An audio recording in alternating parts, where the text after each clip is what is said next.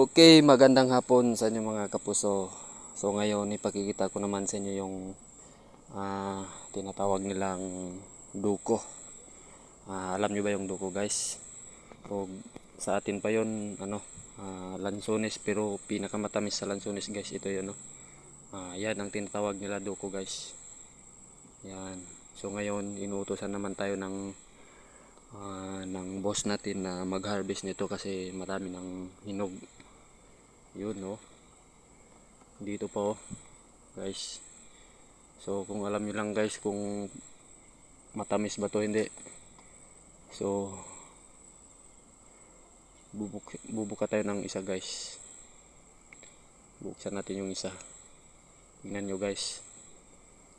Matamis yan, guys. Yan. Kitang-kita nyo naman, guys, oh. Matamis yan.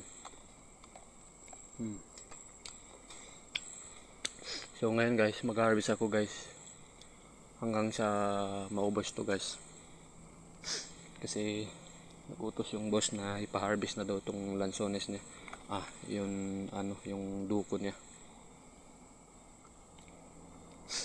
Kung sa Malaysia, guys, mga kapuso, yung duko natin tawag nila ay yun, sa atin ay isang lansones, guys.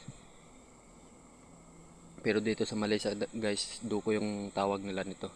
Pinakamatamis, guys, sa lansones. Yan, guys, oh. Kitang-kita nyo, guys, yung bunga niyan. So ngayon, guys, papalam muna ako kasi mag-harvest muna ako. Huwag nyong kalimutan mag-like and share, guys. Follow nyo yung account ko, guys, YouTube channel ko, Kapuso TV Vlog. Okay, guys, maraming salamat sa panonood nito.